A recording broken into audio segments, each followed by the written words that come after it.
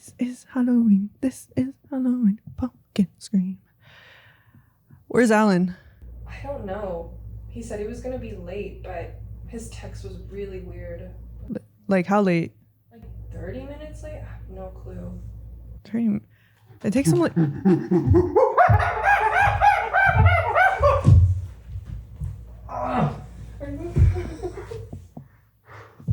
Who left the banana peel there?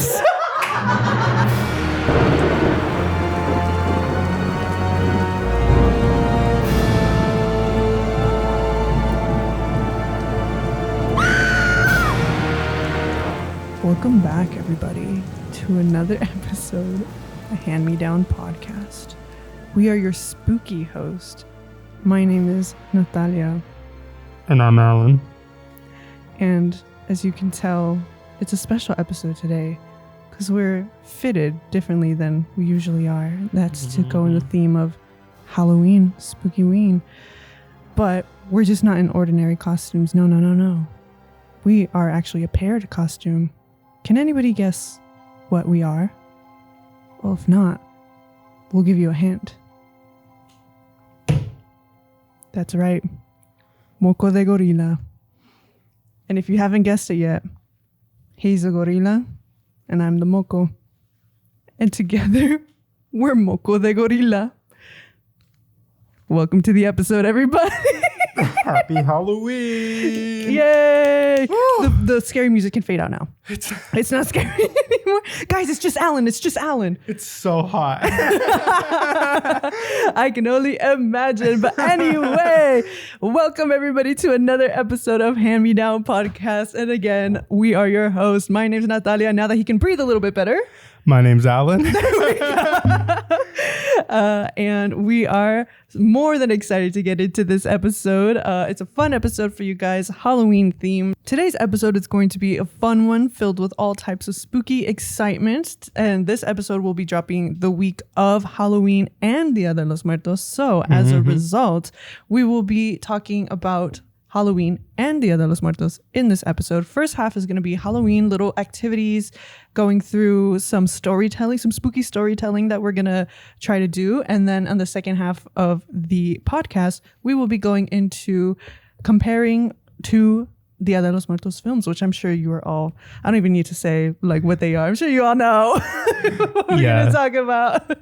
A little movie matchup, comparing, contrasting, basically like a little essay. In this essay, I will. But yes, very fun things planned. Like good Latinos, we're going to be doing both. So stay tuned for the rest of the episode. Hi, everybody. Thank you very much for watching or listening to today's episode. First of all, I think this is an episode that you should watch because we're dressed and we're super sweating. So go watch it on YouTube or Spotify because they also have video. But yes, speaking of that, if you're watching on YouTube, go ahead and like, comment, and subscribe. We'd love to hear back from you guys. Anything you guys might have to say about the things that we are saying.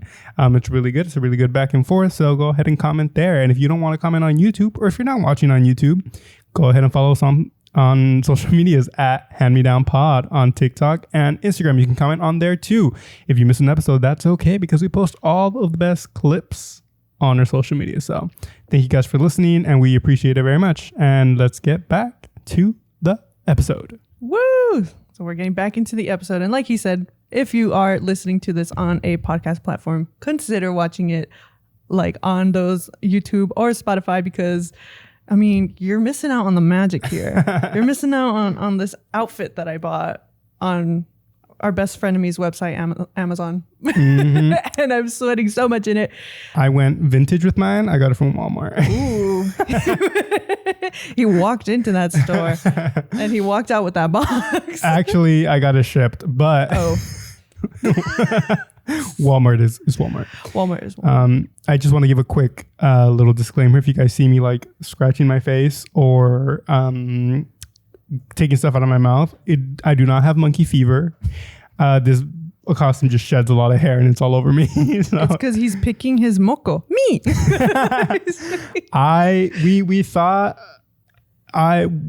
We thought about returning some of these costumes, but I feel like I might not. I don't want to return this in a puddle of sweat.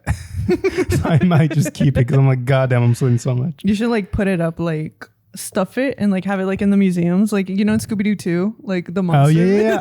I just watched that this weekend. Really? Oh, I love that movie. It was really good. So good. Yeah.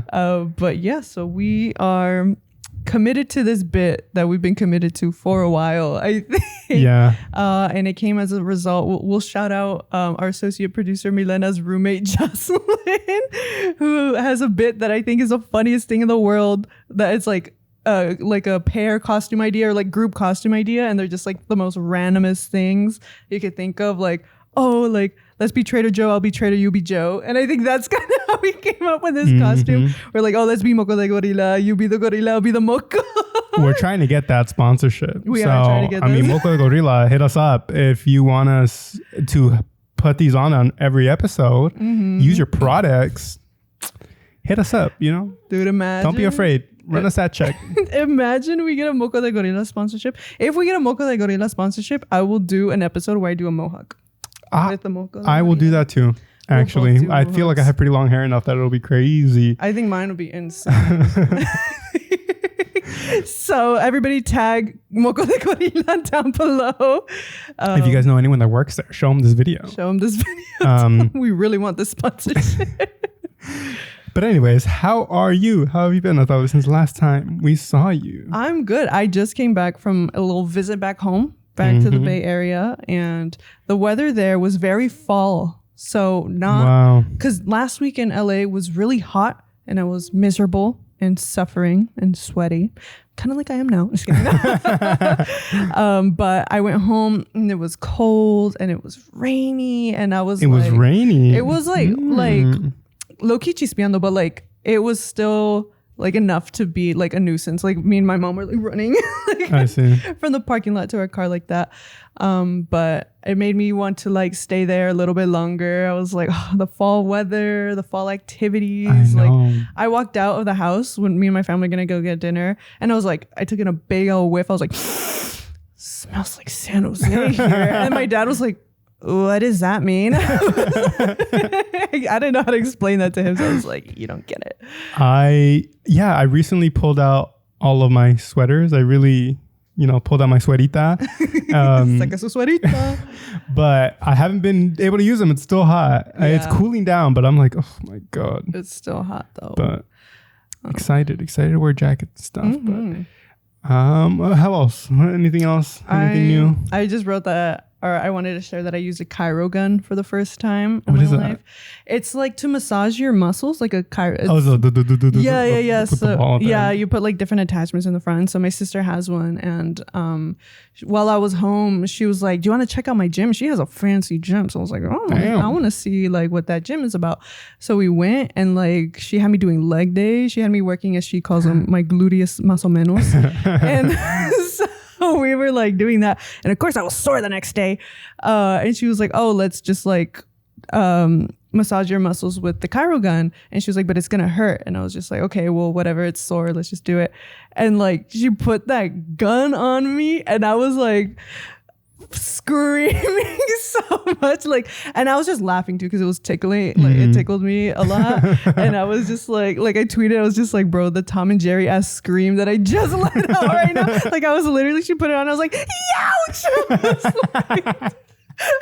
was like, and that fucking hurt, dude. But I did feel better after, and I've been like browsing them on Amazon because I'm like that, like it actually helps with the soreness. So, Wow. but it did. Maybe I should get one. Yeah. I did leg day today. So, Yeah, I recommend.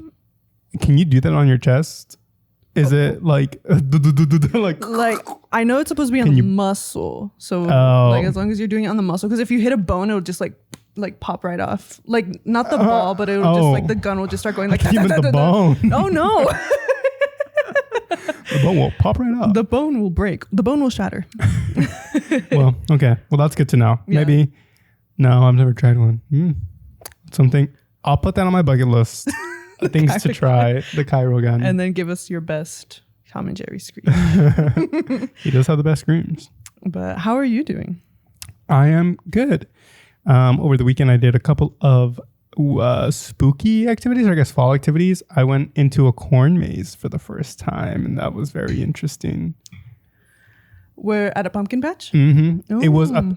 I don't know if it was the world's largest pumpkin patch or the nation's largest pumpkin patch, but that it was pretty big. It was like a county fair type thing. Not like, I don't know about county fair, but like smaller. Yeah. Like a fair. Was it just like like one where people like scare you or just like walk Just around? a corn maze. Oh, just a corn maze? Like, But it was late at night, so it was dark. I was scared. He was shaking. He was shivering.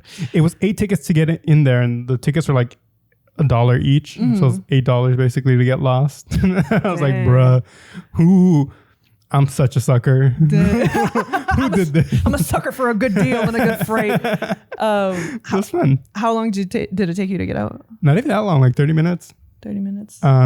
Because it was me and my girlfriend, and then we went, and she had a strategy of just going to the right. She's like, I've heard that's a good strategy. So we did that, and then we got to like an exit, but I guess it was like a baby exit because it was like, this is the easy way out. Continue this way. So we continued, and then we were like walking for like 20 more minutes, and I was like, I started to get scared. I was like, what are we gonna do? Like, because there's multiple people that go in there, right?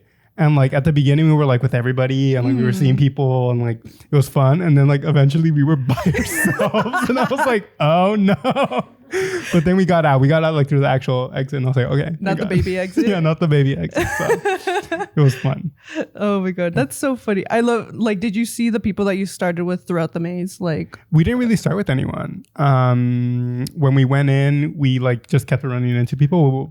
We were just by ourselves when we first started it. But then like 5 minutes into it, or not even 5 minutes, like a couple seconds into it, we saw someone. Like, okay. Okay. I thought you meant like, I just imagine like you guys crossing each other like the way people cross on like hiking trails where they're just like out of breath. There's like, hey. And they're just walking It wasn't that bad. There was people like pushing each other into the corn. Oh my God.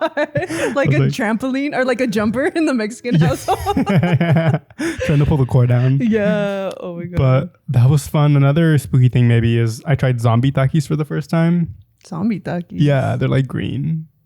Is that recent? Like a recent thing? Well, I think they do it every time for Halloween. Like a Halloween flavor. at But first I was like, these things look radioactive, but they're pretty good. They taste like the nitro ones, the ones that taste like cucumber and habanero. Oh, okay. So they're really good. I liked them. I've never heard of zombie takis. They're pretty good. But yeah, that's all I have for how I am. Spooky stuff. Spooky weekend. So it's lit. All right, so then in that case, let's go into our next segment, which is Internet Corner. Same old. Do you have anything for Internet Corner? I honestly do not. Okay. Like, I have not been on the internet that much. I have a couple of things. Most of them are stuff that happened like over this weekend. I guess fresh in my mind. I've recently been on what's it called? Home TikTok, or I guess like interior design TikTok. Ooh, or kind of like apartment TikTok, where they're just showing you how they like set up their house, and they just make everything very aesthetic. Like they're like, get lamps, they're just giving you tips. I love that side of TikTok. Like, I don't want to sound materialistic, but give me those things. Like, I love how people decorate. I love a nicely decorated apartment or home. So I interacted with a lot of these videos because I was like, I want to keep being on this side of TikTok, because sometimes my TikTok just gets so bad. Like my For You page, it's just like podcast clips about like, and I'm like, ugh, give me good stuff. I want to learn, I want to learn recipes. I want to learn how to dress. I want to learn how to live my life. Stop giving me advice, Joe Rogan. Please listen to our podcast on the clips. You see a clip, get the fuck out of here, bro. Well, when they're good clips, but it's like the same clips of the same people. And I'm like, I don't really like you guys. Why do you keep on coming up on my For You page? But yeah, that's the side of TikTok that I've been on. And I've really been enjoying it. So just wanted to say that. I saw this other TikTok by @DrewsWorld on TikTok, of course. And he was talking about how our generation almost ended smoking. Like we were so close to ending like smoking cigarettes. Oh, okay. Like the Truth ads were working. Yeah. And then like they came out with this fucking flavored vapor, and we were like, give it to me. And I feel like it's even worse than it was with cigarettes. Dude, especially because it's like, because they like market them towards kids, and that's also in like the Truth like ads and stuff like that. Crazy. Which, by the way, he put an ad, and it was like one of the earlier ads when like, do you remember the one where like the guy is trying to buy cigarettes and he's like, oh yeah, like it'll cost your teeth, and he like pulls it out. Oh wait, yeah. It just unlocked a memory. he put that clip, and I was like, those were good ads. Truth ads started to really suck, and I feel like that's why kids started smoking. I see. In spite, they're like, fuck you guys, I'm a smoke. Because it's just like motion graphics now, and it's just like giving you facts. Like, I don't give a fuck about facts. I want to see a guy take out his tooth. I want to see a toothless man in the middle of a 7-Eleven. I want to see this. That's what's gonna scare me from smoking. That's what's gonna stop me. Showing me like yellow teeth, lungs, you know. It's the nicotine, I guess, or like people. Okay, that sounded like it's some nicotine for me. Whoa, it's the nicotine addiction for me. But no, like especially on film sets, and I hope nobody like comes for me because I don't know if they're like sensitive about this, but like everybody's addicted to nicotine like in films. It's like I'd literally just be having a conversation with like one of the grips, normal ass conversation, in the middle of the conversation take out their like just like rip a fatty ghost right in front of me. That's showbiz, baby. Yeah, and they just continue the conversation like nothing, and I'm just like, I smell like they just blew a puff of cotton candy into my face, and I'm like, okay. I think that's just like it's just like such a stressful environment. And, that's true. And it's just not like that. It's just like abusing other substances. I watched this like documentary about Jimmy Fallon, and they were talking about how he has like substance abuse issues with alcohol. And they were just like, yeah, like especially in an environment like the SNL environment, you're under a lot of pressure and like a lot of stress. Yeah. So a lot of the comedians turn to substances. I'm like, damn, that sucks. Yeah. I hate it. I hate that the showbiz is like this, baby. That's showbiz, baby. I hate it, but that was a very interesting insight by Drew's World. So go check out his TikTok. It's very funny. Oh God, I feel like I'm talking a lot. God damn. Next thing on Internet Corner is Bad Bunny on SNL this past weekend, which by the time this comes out, it would have already been a whole week.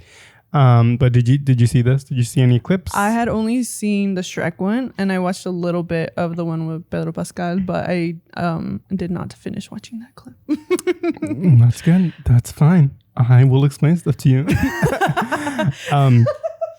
Let me explain stuff to you. Sorry. No, you're good. Not monkey splaining. Sorry. Let me monkey explain. So then banana.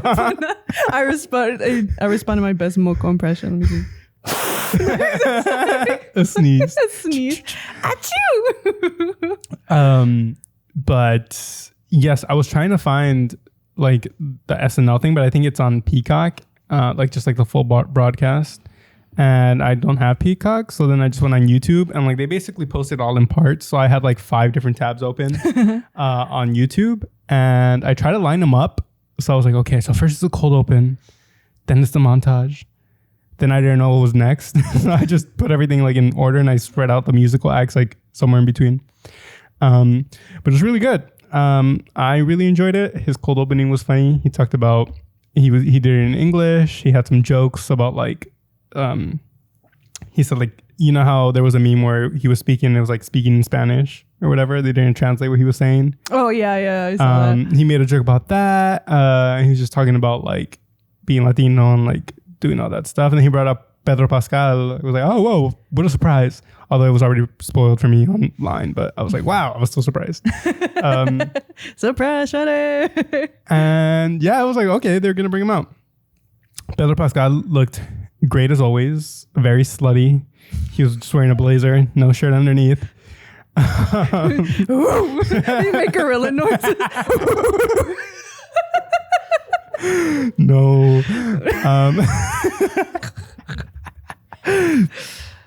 But I think the Shrek one was one of the funnier ones. I had seen sketches of those guys, Please Don't Destroy, on TikTok, and I was like, these guys are really funny. And it's just like, it's a specific type of comedy, and I think they did it very well with Bad Bunny, and Bad Bunny was like a really good actor in that, or Yeah. like just like being very nonchalant about things. Like I didn't say Bad Bunny first. You guys said Bad Bunny, or not Bad Bunny, Shrek. Sure. Oh, he's yeah. wearing the thing. But it was good. Bad Bunny's not a great actor. That sounds like an insult. He's not. You don't want to insult. Be careful. Bad Bunny is not Actor first. yes, but he did a great job. Like for not being an actor, he did a really good job. Like spoofing like a lot of novelas, and one of the actors on SNL. Let me see. What was it? Marcel. He's great. One of the actors on SNL, Marcelo Hernandez, he had a lot of parts in this I show have been because seeing him. obviously they wanted people who spoke Spanish with Bad Bunny to make these skits, and it was so funny. Like he's so good. There's this episode, or the one of the segments where it's like the Spain explorers. They come back to the king and his son and the prince. Bad Bunny's the king, and then the guy is the son. And they're like, yeah, we just found a new world. Like these are the riches, and they're just showing them like animals and plants and stuff that they found, and they're just like not impressed, or they're just like, what the fuck? Like, we're like what? Well, I thought you were going to China, and it's really funny the way he just like turns it on and just like. His delivery and his timing is very good in that. I'm trying to think of something else. Sábado Gigante, he shouted that out during the monologue. Which, did you ever watch that? My grandma would, but it was just like on in the background. And I would just be fucking up my fucking Trix cereal. Just with Sábado Gigante in the background. I feel like it's a very background show, but it's also like, there hasn't been a show like that since. Like, I mean, I'm not white. I don't know what white people watch, but it was like a variety show. I guess white people do have variety shows, right? But it was crazy, and they haven't done this since. And I'm like, okay, when is the next Sábado Gigante gonna become a thing? Like, you guys reboot everything, reboot that. That's so easy to reboot. Just get artists to Domingo perform. Gigante. It's Jesus. Lunes Gigante. Domingo Gigante. We just go to church. Lunes Gigante. But anyways, that's all I really have for Internet Corner. Yeah. Kind of long. Yeah, we're already at 25 Yeah. minutes, by the way. So. we gotta get the ball rolling. All right, cool. So let's go ahead and switch on over to our next segment, which is cue the spooky music. Spooky stories with props. I forgot that I had to be creative. Yeah. So, well, guys, we got to get our creative juices flowing. So, before we get into it, we're going to explain a little bit how it's going to work. So, once upon a time, Alan and I made up a story on the spot. And I don't know what the name of the game is. I feel like it's a theater game, but it's like you start a sentence and then like somebody says like pause, and they'll like continue the sentence, and they'll continue the story. And we made an entire story that way once. And we thought it would be fun to do it again, but this time with the theme of Halloween, a spooky story. Yep. It was spooky last time too. Oh, it was. Yeah. It was called Shiver Me Timbers. That's what we titled it. Yeah. And we just came up with it on the spot. So for this game, our associate producer Milena has gathered a spooky basket filled with a bunch of spooky props that's making its way towards the scene right now. Hell yeah. And we have no idea what's in this box. It's decorated very cute. Yeah. Oh my God. Very so nice. slay. So we are just going to reach in and grab an object. Depending on what object we grab, that is going to be what drives our section of the story. And so we're super excited to get into it. Any questions, Alan? Who wants to go first? Oh, should we, Milena, pick who would go first? Pick me, my lord. Women first. Ladies first. Okay, so I'm going to randomly select. Okay, wait, before we get into it, should we cue the scary music now or after I pull out an object? Right now. I'm so scared right now. Let me see. This is captivating. So, for our listeners, which by the way, you should be watching on YouTube, I have. Hey, wait a minute. Is that a monkey paw? No, I'm just kidding. I have pulled out the hand. A severed hand. A severed Does it hand. have to be severed? Let me see. What is it called? Hand with cuff. I pulled out a hand with a cuff. So, let's go ahead and start. Cuff it. Cuff It by Beyonce. Cue Cuff It by Beyonce. Let's start. Okay. Let's see. How should I start it? Should I start with a cliche Once Upon a Time? Yeah. I think that's a good way to start. Okay. I mean, we're not writing a novel here. That's true. Okay. That's true. Once upon a time, there was a dad who loved back scratches. Ooh. And he would always ask his shoddy wife for a back scratch. And one day, the shoddy wife's hand got really tired and she didn't want to give him any back scratches anymore. And so the husband was fiending for a back scratch. And he was planning to do something pretty graphic. Your turn. I actually do have a question. Does it have to be related? Like, it just has to be like inspired by whatever you pull out. But like a cohesive. Yeah, a okay. cohesive Okay. story. Cohesive story. Next item. This is a brain for all of our audio listeners. It is a bloody decor. It doesn't say it's a brain, but it's a brain.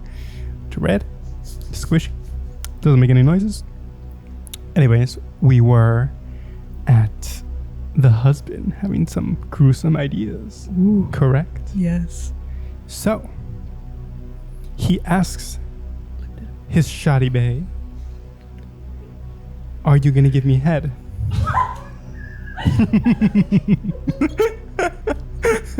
Or, as some people call it, brain. And she said no.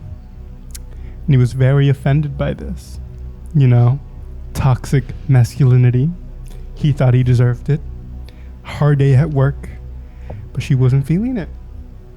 So he got angry. You know, in his past life, he used to be a serial killer. And he gets dreams every now and then, laying in bed, of that time. He thinks they're dreams, but as he starts to put the pieces together, it used to be his past life, a killer, and he feels the instincts rise. Real. Explore that. I'm so scared. Clap if you're scared. If you're scared, give us a like to let us know that you're scared right now. All right, next item. Let's see. A polka dotted pumpkin. It's the next item. Ooh. Wow. All right, now I gotta. Okay. Pumpkins and toxic masculinity. Serial killer. It's In the past life. In the past in the past life. Okay, cue the spooky music. We haven't given this character a name yet. Mm-mm. What's a spooky name? Craig. Craig and Shoddy Bae. Yeah, I'm good with that. So one day, Craig was having a very intense dream about his past life as a serial killer. And in this dream, there's a whole bunch of stabbing, a whole bunch of, you know what I mean? Mm-hmm. And when he woke up, he noticed he was doing the motions, but when he looked at his hands, he was just fucking up a pumpkin, eyes closed and everything. And he looks down and he sees a gorgeous design that he made on the jack-o'-lantern. He says, "Oh, maybe in the past life, I was also an artiste, in addition to a serial killer." So, he says, if I ever revisit that, I have to make sure that all my killings are artistic and are unique, never been done before. And then his back started getting itchy. Wow. That's good. We're setting up a real story here. Is that a real story? Duende.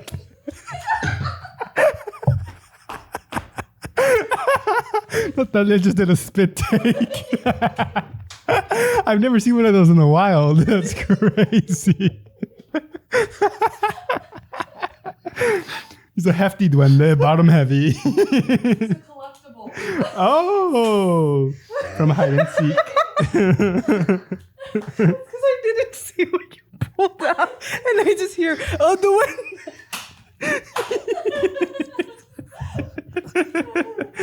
He's cute. I'm sweating so much.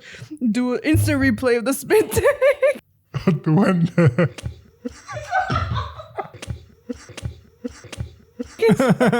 Okay, sorry. Duende time. Duende. So we were at. He said if he's gonna revisit his killings, he's gonna be an artistic serial killer, and his back starts to itch. So he goes ahead and says, "Miss Sharibe, can you scratch my back?" And he feels the scratch. Little hands, though. So he begins to think, where did I get this pumpkin? Where did I get this knife? Turns out he flips around and he sees a duende in his bed. The duende has given him the knife and the pumpkin. The duende jumps up, grabs, he's standing on his little belly, and then he grabs the pumpkin and the knife. He says, "Thank you for that." He just wanted to get something carved for Halloween. Oh. So he takes the pumpkin, runs out, and he starts to scream. And his wife bursts in the door and screams, What's wrong, Craig? My beautiful Craig, what's wrong?" And he says, "You've been sleeping with a duende?" That's where I'll stop. Oh, shit. Okay. I don't know how many items are left. Are there any more? Okay, 2 more left. Okay, the next item. La araña pequeñita. Subió. Okay. Fuck, dude. Okay. So the wife just caught Craig and the duende sleeping together. No. Oh, she thinks that. No. Craig says that to the wife. Oh, Craig thinks that that Sharibe is cheating. Yeah, with duende. Oh, with duende. Okay. Or if you want to make it the other way, I'm fine with changing it. Be who you are. Okay. Let me see. Oh my god, a spider. Okay. So then the wife comes in. We'll keep it at Craig confronts her. Okay. Craig confronts her. So then, cue the spooky music.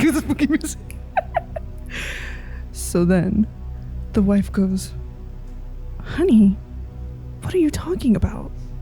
And he goes, "I know what you've been up to. Don't think that I didn't think that you would do this to me. Don't think that I didn't hear the little footsteps at night, him sneaking in and out. He stole my AirPods, goddammit." It hits too close to home. I'm not Craig, guys, I swear. I'm not Craig, guys. I'm not Craig. And then she was like, "Honey, that's not true. That's not true. Who stole your AirPods?" He was like, "So you know about my AirPods being stolen?" She was like, "Yeah. It was a spider in the wall that comes down, picks it up, and takes it back up to the roof." He said, "We have a roof? We have an attic?" And then she goes, "Yes. Go upstairs and see." And so he walks upstairs. He thinks he's smarter than her, as every man does. He thinks he's got it all figured out. Then he walks into the attic and he sees a bunch of hands just lined up. And he goes, "Huh?" And then he looks back down at the stairs to go down, and she slams the door shut and locks it. And he is left in the pitch dark. You're really setting me up well. Like, I'm just leaving you with the dumbest things. Okay, last part. I pulled out a skeleton, ladies and gentlemen. A skeleton. In the pitch dark, he remembers he has a lighter because he smokes. He walks around and flicks the lighter, illuminating the walls. He sees nothing and quickly turns around to see a skeleton laying down, bare bones. He screams, he jumps back. He yells for his shoddy bae. Shoddy bae! What have you done? What is this? And she says, your dreams. I hear you talk in your sleep. And it inspired me. He takes a closer look at the bones. They are painted like the sugar skulls from Mexico. She has become the artistic serial killer. And he has become the next victim. Gas starts to come out of the walls, and he drops as she laughs. Ha ha ha ha. And the story ends. Round of applause, everybody. What should we title that one? No head. So no head. I was gonna say like Killer Craig. So no head. Killer Craig is good. I like Killer Craig. Killer Craig is delicious, but you know, we left the stanky leg. The skeleton has a stanky leg. But round of applause for associate producer Milena, who has gathered those props for us. Woo! They were good. They're actually really good. I didn't mean to. There we go. The applause. We're filming this on October 23rd.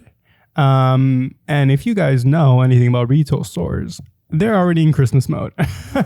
So she had a hard time trying to find spooky stuff, but you did a good job. This is all really good. Really good stuff. So thank you. And with that, I think we're saying goodbye to the Halloween portion of the episode.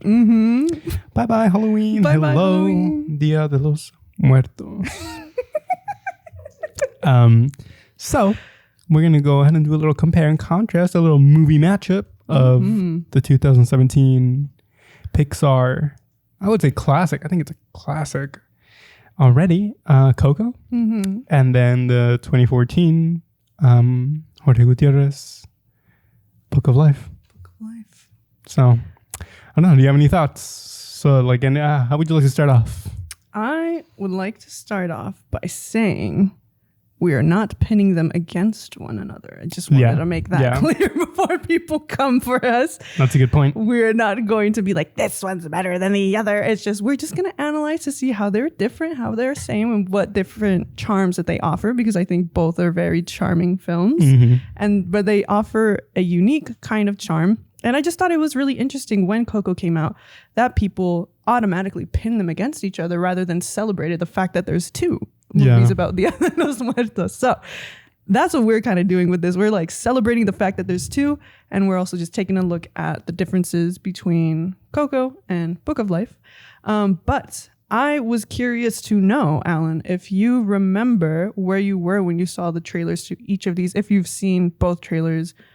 I know you said you hadn't seen Book of Life before. I have not seen Book of Life. So you haven't seen the trailer either? I did not see the trailer. Okay. Had you seen the Coco trailer before? Nope. Really? So how'd you hear about Coco? What? Just buzz. I mean, I feel like whenever some Pixar movie is going to come out, like I already know about it. Like they don't need to market it to me. Like I already know. Like they announced their films like years in advance. Yeah. So that's how I knew that they were going to make it. Real. But I don't think I ever saw the trailer.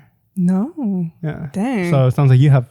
I feel like the trailer is kind of like what got me hooked on the movies, because I I have just like prominent memories of seeing both trailers because, I mean, first of all, Book of Life coming out in 2014, seeing a trailer like that for a movie with that kind of art style, I had never seen before. And I just kind of like was just like filled with excitement. And I think my mom had watched it first and like it came up on a TV commercial in her room. And I just remember her going, girls, and like just screaming for us. And we were just like, what happened? She was like, check this out. So we like went and she like rewinds the TV and like plays the trailer for Book of Life. And we were just like, what the heck? Like there's going to be a movie about Dia de los Muertos. And like, and my family, like we do celebrate Dia de los Muertos. Like we have an altar up all year round and stuff like that. So we were just like, oh my God, how special. Like there's going to be a movie about Book of Life. And my sister was quite a big Del Toro fan too. And we saw it was produced by Del Toro and we were like, oh my God. So just like a very prominent memory of like seeing that trailer. And then literally exact same thing with Coco, dude. Like my mom sitting at the TV being like, girls, check this out. It was like, just like seeing like this like little brown boy and like all these like Day of the Dead characters, and I was just like, oh my God, like that's insane.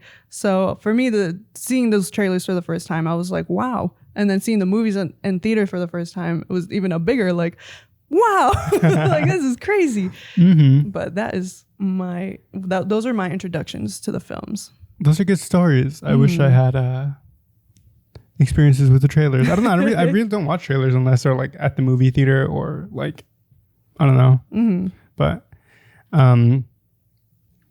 one of the, I don't know where we want to start off actually. Do you want to start with things they share, themes that are different, or do you just any other? Maybe things that First impressions. I mean, my first impression is just going to be like, wow. But maybe things that they share. Okay. Yeah. So we have a little list here of themes that both of the movies share, which I think are similar, obviously. But like kind of the major themes are pretty similar-ish. Or I guess, should we like kind of describe what each movie is about in case a listener hasn't? So do you want to describe Coco? Okay, I will. Coco is a Pixar movie. Came out in 2017. It is about a young boy named Miguel. And he just really wants to be a musician. He has a very strong affinity for Ernesto de la Cruz, which is this Mexican mariachi musician singer. And he idolizes him. He wants to be just like him, but his family has kind of a rule that they can't be musicians. They just don't like music at all because their great-great-grandmother married a musician and the musician left the family. So they're like, nope, he hurt us so much. A musician hurt us. We don't ever even want to be associated with music. So they open up a shoe store.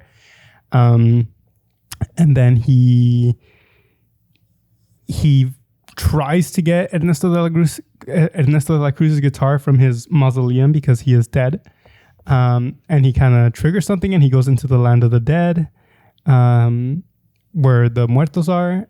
This also takes place in Dia de los Muertos. I'm doing a bad job of explaining this. I'm all over the place. You're giving us the whole movie. I know. But anyways, he goes to the land of the dead. He has to try to get back to his family, and his past relatives help him. Good plot twist. It's a very enchanting movie. I do definitely agree with that. It takes place in Mexico. All that good stuff. Yeah. Awesome. So for those of you, if you have not seen Book of Life, first of all, highly recommend it. But Book of Life is a film that came out in 2014, also an animated film, just like Coco. And it was written and directed by Jorge Gutierrez, who is a Mexican animator, and produced by Guillermo del Toro. And the plot of this story is, it also takes place in a small town in Mexico, and there's two leaders of the realms, the land of the living and the land of the forgotten. And those two leaders, one's called La Muerte, one's called Xibalba, they make a wager to try to, because Xibalba wants to rule the land of the living instead of rotting away in the land of the remembered. So they make a wager and they make a bet between three kids, Manolo, Joaquin, and Maria to see which of the two boys would win Maria's heart. And depending on who wins Maria, that determines who wins the land of the remembered. And so the main character is Manolo. He also has desires to be a musician, but is disapproved by his family, who wants him to become a bullfighter and keep the family legacy alive. So it's a movie mostly about like identity and acceptance, and it also has so much charm, so much wit, and it's a lot of fun. I think it's a really fun movie. And they also too journey to the land of the living, or they call it the land of the living there. But I think in Coco they call it the land of the dead or something. Mm-hmm. But yeah, in a nutshell, that's what the films are about. Yeah. And I guess first impressions, because I didn't watch Book of Life until today. I watched in preparation for this. Mm-hmm. I've seen Coco 500 billion times. Mm-hmm. But I guess one of the things that I guess we're going to talk about things that they share. So maybe let's talk about that first, because I was going to talk about a difference. One of the themes that they share is family. Mm-hmm. Strong family expectations and traditions, but also that your family's going to be there for you. And do you think, again, not to pit them against each other, but do you think one does family a little bit stronger than the other? I think both films are about different things. They both share the themes of family, but I feel like Coco's plot is more driven towards family. Like the plot is driven because of the family, and because of like the expectations of the family. Versus Book of Life, it's a movie about family, friendship, and romance, like all in one. Yeah. So it kind of was split off into those three like subsections, and the main figure that's driving Manolo's story in Book of Life is his dad, like mostly just his dad, versus in Coco it's like all these different generations of like the people who were hurt by Mama Coco's father's actions. So I feel like Coco, that's a movie about family, and then Book of Life is like about family, friendship, romance. And like that's kind of how I saw it. Yeah, I mean, it's so hard not to talk about the differences, so I guess we'll just go back and forth. Yeah, we'll just go back and forth. But when you were talking about that, I feel like the Book of Life has a lot more patriarchal or like men influences, while Coco is a lot more matriarchal. Yeah. A lot more women influencing the lives of the characters. Yeah. Which is interesting to notice. Yeah. So it is like, they go together well. Yeah, you get both sides. They both also do tackle like womanhood very differently. Like Coco, it is like womanhood in the context of like the matriarchy and like mothers, grandmothers, great grandmothers, and all that stuff. And then in Book of Life, they tackle womanhood as like a young woman, like coming into an age of like a young adult, and kind of like Maria being this character that is like Manolo and Joaquin are treating her like very your typical like, oh, they're trying to woo her in all these different ways, and she's just like not having it, or she like challenges that. Yeah. And I remember loving. I had the biggest crush on Maria. I knew you would. As soon as I saw her, I was like, oh, that's why Natalia likes this movie. Hey, shut up. Dude, I was like, oh, that's Shawty Bay right there. She's very pretty, yeah. They did a great job. I loved her character. I was like, oh my God, I had the biggest crush on her. I was taking little notes while I was watching the movie. And that's one of the things I wrote is Maria is woke. Maria is woke. Because she is, like, she does have a lot of lines where she's like, oh, is that all a woman is to you? And when what's that fool's name? Channing Tatum. Channing Tatum. When he was just like, oh yeah, that sounds great. Cook for me. I thought that was good. Yeah. But yes. So one of, I think we already kind of discussed it, is like family expectations and what your family expects from you. Both kind of tied into music. Yeah, and I think that's why people would always compare them, because they're like, been there, done that. Like there's already a movie like this, but it's like they're also kind of different. Like, but I don't know if you wanted to go into that. Well, I do see the similarities when it's like, okay, they both want to be musicians. They both have also the guitar as their main thing. And both of the families, again, one in Coco, it's represented by a lot of family members, while in the Book of Life, it's just one character, the dad, who wants them to go into the family business. And Coco would choose in the Book of Life is bullfighting, and them kind of not wanting to. The reasons, of course, are very different. But I think that I don't have a thought. I didn't know where that thought was. I think no thoughts. No, just like, yes, they're both similar in that both Manolo and Miguel are defying kind of like their family expectations of who they're like meant to be. And I feel like I don't necessarily remember if they did this in Coco a lot, but in Book of Life, there's a line that the father says to Manolo when he's like growing frustrated at the fact that he has to kill the bull, is he tells him, "Don't you love your family?" And I'm like, oh, like, that's like a crazy line to put in there, like super like trying to guilt him into doing something that he just genuinely doesn't want to do, and then using like that family card against him and being like, do this for me, do this for your family, like and when he doesn't do it, it's a shameful thing. Like, and I feel like I like how many arcs there were in Book of Life. Coco has amazing arcs, and I think Book of Life just has so many different arcs for so many characters. Well, that's what I was gonna say. Book of Life does a lot. It does a lot. A lot. I think a little bit to its detriment, where it's like a lot. I was like, just like, oh my God. It does feel very packed.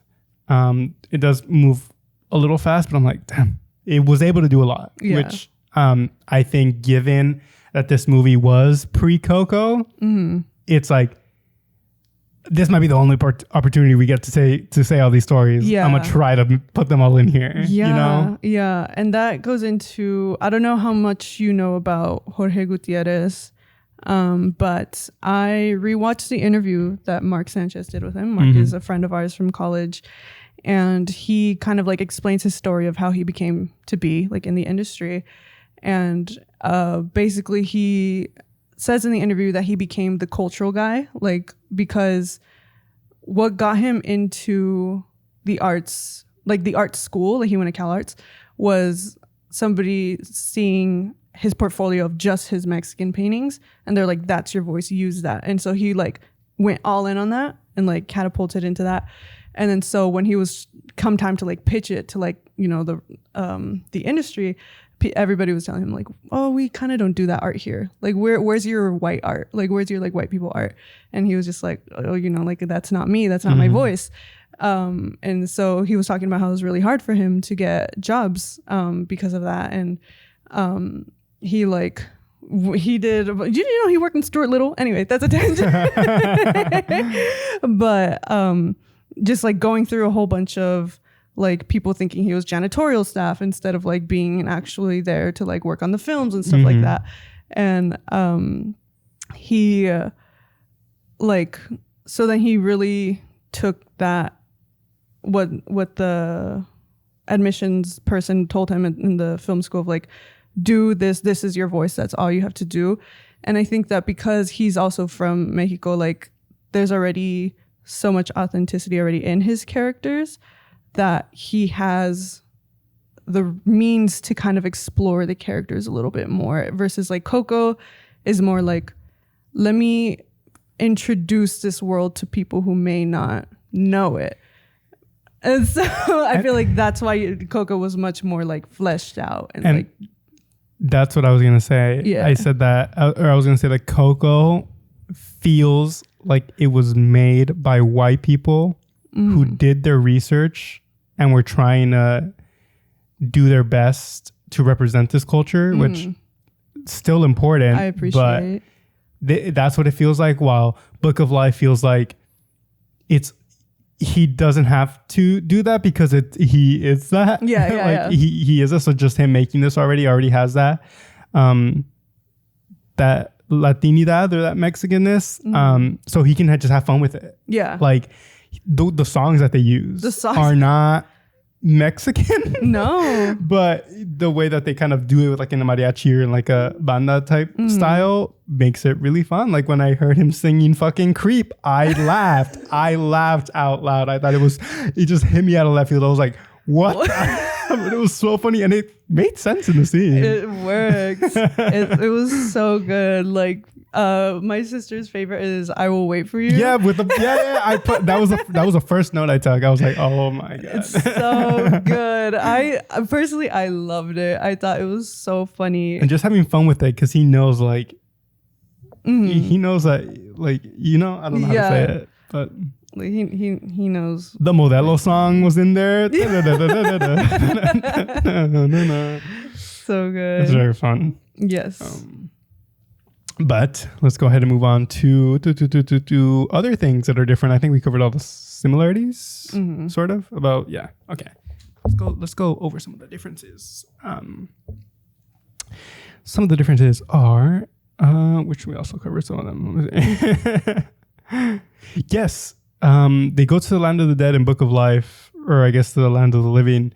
Literally midpoint in the film. Yeah. While in Coco, that's Inciting Incident, and we spend most of the time there. Yeah, and I guess for our listeners who don't know what like the structure of a screenplay, the inciting incident is like what catapults your protagonist into like the adventure of the film. So it's usually The about rest of the film. Yeah, the rest of the film. So it's usually about 15 minutes in. So for Coco, the inciting incident is when he steals De La Cruz's guitar and he like he gets cursed or whatever, and so that's what kind of like moves him into the story. Versus Book of Life, the inciting incident was Maria coming back. I think so. Yeah, like Maria coming back to San Angel. But they literally do not touch the land of the living until midpoint, which is like literally the middle of the film. Is when Manolo makes a deal with Xibalba and goes to the land of the living. So I thought that was really interesting too, that they took the time to establish these characters in Mexico, like what their life looks like in Mexico and their roles as the characters in those towns before we even go to like meet the rest of the family in the land of the living. Yeah. Sorry, I was trying to think of a point. I had it and then it went away. The Book of Life, the main characters are kind of adults, mostly except for the beginning when they're kids. But it seems like such more of a childish movie or like a movie made for children, while Coco has a kid as a protagonist, but it feels like the target audience is more like grown-ups. Yeah. So I thought that was also like a funny like switch. Yeah. So yeah, it's like you said people pin them against each other, but I think they do have very different purposes for both of them. Yeah. And can I just say, I love the comedy in Book of Life. I thought it was really so funny. witty, so funny. Like I was watching with Milena earlier, and we were just dying laughing at all the stupid jokes that they would make. And it's very like Jorge Gutierrez-esque with the comedy, and I appreciated that. It was a lot of fun. It was very fun. One of the other ones that we might have already gone into is that Coco goes deep into Dia de los Muertos, while Book of Life kind of just happens. Yeah. On that day. Yeah. Like I forget. Like I deadass forgot that it was the Day of the Dead. Like they bring it up once in the beginning when Maria comes back, when the tour guide is like narrating, and then like they bring it up again when the candle maker La Muerte and Xibalba are back. There's like, by the way, it's the Day of the Dead, and I was like, oh shit, I forgot. I like completely forgot that was all happening on the same day. Yeah, which is also like stories that need to happen. Like they don't all have to be centered around like, okay, the Day of the Dead, like this. Yeah. Like I liked how it was just like, it's just a story happening and it just happened to be this day. Yeah. And it's special for us. And it was just like, because how would I say this? Coco, when they're in the land of the dead, like all the festivities are happening because it's the Day of the Dead, or like that's what's driving what's going on, what they're attending, the parties they're attending and stuff like that. Versus Book of Life, like the whole time he's in there, he's just kind of like going through the different realms that there's in the land of the dead. So like you like learn all these different things that are going on, like the cave of what's it called? The Cave of Souls? I think Souls, yeah. Like the Cave of Souls. And then they go to the labyrinth and they like they're like being judged and all that stuff. And then the final battle with the bull, dude, or not the final battle, but the final battle in like the land of the living with the bull. I used to cry so much like when I would watch that Why? scene. Was it scary? No, because it was just like I was just like, oh. I think it was the arc of him apologizing. Yes. And I just thought it was really well done. Like core memory was the scene where Sibal was making the wager with Manolo, and he like asked him like, what keeps you up at night? What's your greatest fear? And then like Manolo does this little thing with his eyes and he goes, got it. And I love the way that they told that story. I was like, oh my God, that was so good. Which reminds me, at the beginning of the film, when Manolo apologizes, his dad's all like, no, we don't apologize. Yeah. And I was like, what type of lesson is that? I was like, oh, that's such a like a man thing. Like, we don't apologize. And I'm so glad it came back. At the end. I was like, oh my God, that's so good. Like, in no, song form. apologize. Like, apologizing does so much good. Yeah. I was like, well, it was a really good scene. I was like, damn. Yeah. This is really good. Really good. And then the dad apologizes after. I was just like, guys, this is all too good. It was really good. The ending is really good. I also want to talk about the candle maker. Fucking Ice Cube. Ice Cube in That's the most Mexican food I know. Or like he loves like the Mexican community loves Ice Cube. So to see him make a cameo in this film, I was like, oh my God. I was like picking out all the voices. I was like, okay, that's Eugenio Derbez. And I was like, is that Ice Cube? I searched it up and I was like, it is Ice Cube. I love that. Ice Cube wasn't in Coco, so I knew we said we weren't gonna pick fights, but so who would you have casted in Coco as Ice Cube if you could change? That's a good question. I'm trying to remember all the characters. De la Cruz. No, Ice Cube is De la Cruz. I think he fits. I'm trying to think of a character that was like a side character that wasn't that important, but I don't know. Real. I can't think. Because like an element that Book of Life that has that Coco doesn't have is the element of romance. And I was kind of curious of what you thought of like the love triangle that was going on between the friends. I mean, you automatically don't like Joaquin, because they paint him out to be an asshole or like selfish, and then also just the fact that he's voiced by Channing Tatum, which I don't put past them. Like, okay, you're gonna give that character that. Okay, I get it. But I mean, there wasn't any real surprises. I feel like I always knew they were gonna end up together. Endgame. Yeah.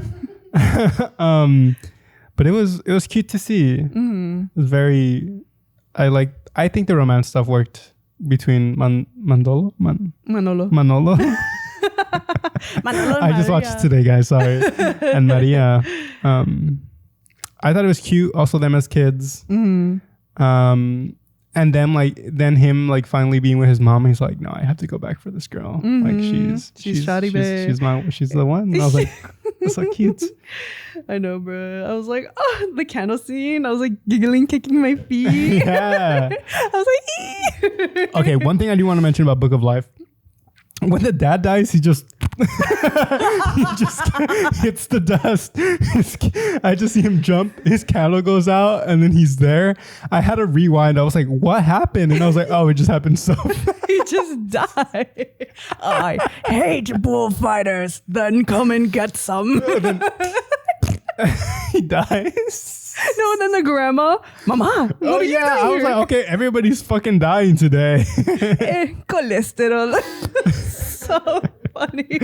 Yeah, the grandma was just so nonchalant about everything, but she's so slay. The grandma was so slay. I think with that, I don't know. Do you have anything else?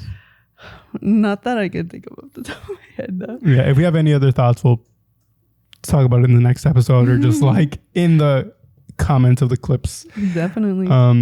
But with that, I think we are nearing the end of this episode, which is good because I'm sweating. Dude, I'm sweating. That's why I'm like, yeah, I don't have anything else to say. Like, I'm sweating my ass. My knee pits are sweating. Thank you guys all very much for watching today's spooky episode. Our last spooky episode, we were doing spooky episodes kind of this whole month, which is like the whole month the podcast has been out because we started like a little bit before October. So That's now we're true. just like, all the episodes so far have been spooky, or most of them. Mm-hmm.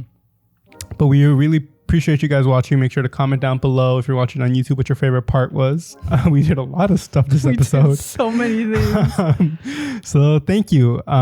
If you are watching on YouTube, go ahead and like, comment, and subscribe. If you're on Spotify or any other of the podcast platforms, go ahead and give us a rating and follow us on there so you don't miss an episode. Follow us on social media at handmedownpod to watch our clips. If you watch us here, it's always fun to see the clips and see people in the comments interacting. You know, people that don't really follow the podcast, a lot of times they see our TikToks, our reels, and they just comment, like, see what they have to say about stuff. It's really fun. We've been getting a lot of comments lately, so it's been fun to see. Yeah, like, we've been that's getting true. them a lot more than usual, so this stuff's been working. And if you guys like those and give us support on social media too, it reaches more people, so it would really be helpful. But with that, we are gonna put this hand is gonna play us out. And then I was gonna say I'm gonna like edit, like, because I can like green screen my suit. So I feel like if it's not too much of a hassle, maybe in the clips I'll like edit. that would be so funny. But with that being said, Moco de Gorilla, your last chance. Sponsor us, please. Moco Troopers. Mocosos! Mocosos, make some noise. Thank you guys for listening, and we will see you next episode. Bye. The Hand Me Down podcast is produced and hosted by Natalia Delgado and Alan Gallardo. This episode was edited by Alan Gallardo, and the social media clips are edited by Natalia Delgado. And I'm the associate producer, Milena Ortega. We'll see you next week.